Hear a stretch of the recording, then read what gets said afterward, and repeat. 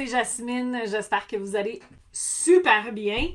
On est mardi, je fais mon live comme d'habitude et aujourd'hui je veux parler de prospection. Pourquoi? Parce que c'est un sujet que je pense qui manque un peu à l'appel. C'est-à-dire qu'il offre le service de gestion des médias sociaux maintenant, qui offre des services d'adjointe administrative, Puis là, la question qui me vient le plus souvent, c'est « Ouais, mais j'ai pas assez de clients. Comment je fais pour avoir plus de clients? » Puis la réponse, c'est simple. Il faut faire de la prospection. C'est beau le bouche à oreille, mais plus on fait de prospection, plus vous allez avoir de références, donc de bouche à oreille. Ça va main dans la main, un va pas sans l'autre. Si vous restez si vous restez derrière votre écran chez vous, il n'y a pas grand-chose qui va se passer au niveau de la prospection, puis au niveau des références de clients, parce que vous allez grandir beaucoup moins rapidement.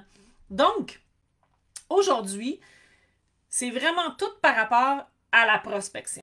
OK? Puis je vais vous donner 6 étapes, six étapes, dans le fond, pour apprivoiser le gros monstre qui est la prospection pour votre entreprise. Alors, on commence. Évidemment, tout le monde connaît la première étape qui est de, évidemment, dresser le portrait de votre client idéal. Bon, on en parle souvent et la raison pourquoi on revient constamment sur ce concept-là, c'est que c'est un concept qui est constamment retravaillé. Le client idéal que vous aviez il y a 5 ans, ça ne sera pas le même que vous allez avoir dans 5 ans d'ici. OK? Si vous êtes toujours en affaires. Donc, c'est un concept qui est à retravailler constamment selon les expériences clients qu'on a eues, selon les types de clients qu'on a eus, selon l'offre et le service qu'on rend ou le produit, etc. Donc, il faut vraiment revoir le client idéal de façon régulière. Donc, ça, c'est la première chose. La deuxième chose, c'est avant de vous garrocher à faire de la prospection, regardez les questions qu'on vous pose fréquemment, puis posez des questions également dans votre processus de prospection. OK? Puis là, quand on parle de prospection, c'est souvent je vais parler du point 2 puis du point 3 en même temps, le point 3 étant la personnalisation des messages. OK? La prospection, c'est souvent pas de prendre le téléphone puis de faire du cold call sur une liste qu'on a trouvée sur Internet puis faire Yo, as-tu besoin de mes services?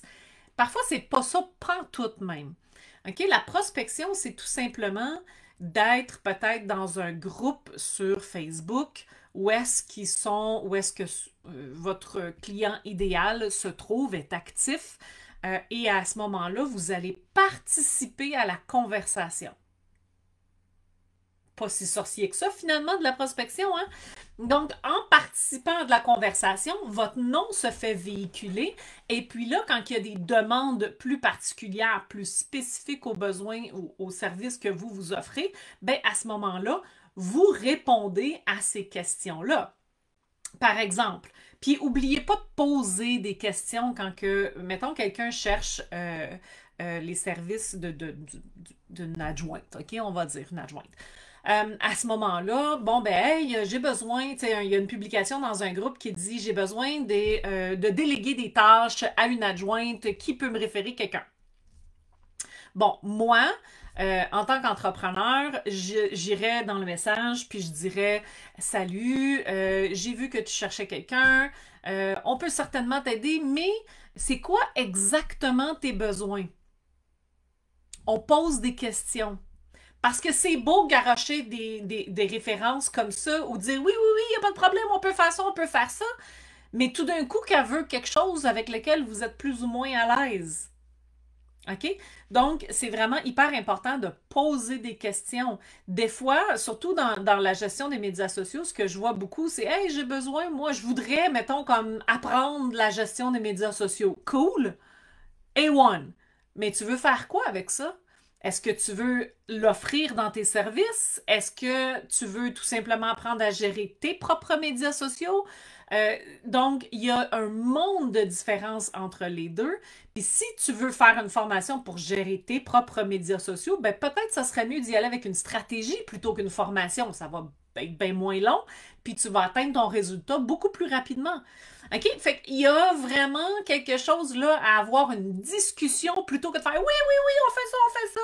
OK? Donc ça fait partie de la prospection. Poser des questions. Être actif dans des groupes. L'autre chose, le point 4, c'est soyez pas vendeux. Là, je sais que c'est pas du bon français, là, mais comme il y a des constructeurs, il y a des gens qui œuvrent en construction, hein, très différent, et il y a des vendeurs, puis il y a des gens qui œuvrent en entreprise, OK? Alors là, un entrepreneur, lui, il va vouloir connaître le besoin de la personne qui est devant lui. Parce que c'est ça son but. La base de la vente, c'est de répondre à un besoin qui existe chez quelqu'un. OK? Un vendeur, c'est hey, tu veux-tu m'acheter ça? Tu veux-tu m'acheter ça? Tu veux-tu m'acheter ça? C'est pas ça qu'on fait quand on fait de la prospection. C'est on va tâter le terrain, on discute avec la personne, on cible ses besoins, puis on va lui offrir quelque chose pour répondre à ses besoins. Fait que c'est pas du cold call, c'est pas du harcèlement, on aide. Alors, c'est ça la différence entre un entrepreneur et un vendeur.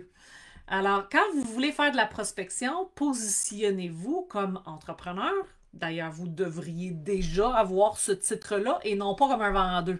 Puis je pense que la plupart des gens ont un peu peur de la prospection parce que dans leur tête, c'est des vendeurs. C'est de la vente à pression, puis, mais c'est pas ça du tout. Tu sais, dans un magasin, quand on entre, là, puis qu'on se fait atterrir dessus par le vendeur, justement, que Hey, est-ce que je peux vous aider tout de suite, tout de suite? Bonjour, comment ça va? Est-ce que vous avez des besoins particuliers aujourd'hui? Est-ce que je peux vous aider à quelque chose? Ou encore, bonjour, comment ça va? Je vous laisse regarder. Si vous avez des questions, je suis ici pour vous. Ça fait pas mal moins. Je t'atterris dessus comme... je dirais pas l'analogie que j'avais dans la tête. OK, donc, après ça, le point 5. Et ça, c'est très important et c'est pour ça que, d'ailleurs, la prospection, pour la plupart des gens, fonctionne plus ou moins. C'est soyez présent. Puis là, quand je veux dire soyez présent, c'est soyez pas présent juste sur vos réseaux sociaux à vous, bien qu'il faut le faire, il faut démontrer son autorité, il faut parler surtout en vidéo pour que les gens puissent avoir cette connexion-là avec vous, mais il faut le faire sur les groupes. Participer à la conversation. Je reviens à mon point 2 puis mon point 3 de tout à l'heure. C'est hyper important de participer à la conversation. Si vous êtes seul dans votre cour puis vous n'allez jamais voir qu'est-ce qui se passe chez les amis du voisin, ben vous allez rester tout seul dans votre cour puis vous n'aurez pas d'amis qui vont venir jouer avec vous. Hein? Donc, l'idée là-dedans, c'est d'aller chercher des relations, puis on fait ça comment? Pas juste en garochant du contenu en ligne, mais en ayant participé à la conversation dans les groupes sur d'autres profils, etc. Donc, être présent, évidemment, on priorise la vidéo parce que c'est une façon hyper sympathique d'apprendre à vous connaître, puis de tisser cette relation-là qu'on désire avoir en affaires. Et le dernier point, et non le moindre, faites vos suivis.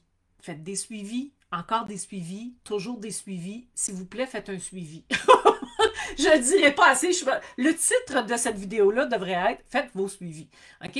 C'est pas tout d'envoyer une offre de service ou de commenter sur une publication. Faites un suivi auprès de la personne. « Hey, salut! J'ai pas eu de nouvelles, ça fait une semaine.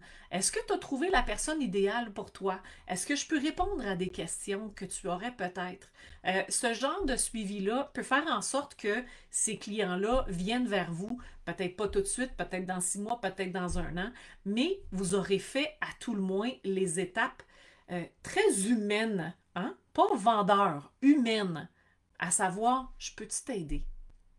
C'est ça, faire de la prospection. Est-ce que je peux t'aider? Fait que si vous réorientez la prospection dans votre tête de cette façon-là, plutôt que de devenir des vendeurs, de dire, écoute, moi, je suis sur la planète pour aider quelqu'un d'autre. Il faut juste que je trouve la bonne personne à aider. Fait qu'à ce moment-là, ça devient beaucoup moins un gros monstre épeurant à apprivoiser et ça devient quelque chose qui devient super simple à faire. Si jamais vous avez des questions ou que c'est un sujet qui vous intéresse, qu'on approfondisse encore plus, faites-moi signe dans les commentaires et puis partagez la vidéo, elle va être sur YouTube dans quelques instants. Partagez-la si ça peut aider quelqu'un d'autre dans votre entourage. Merci et à la semaine prochaine. Ciao!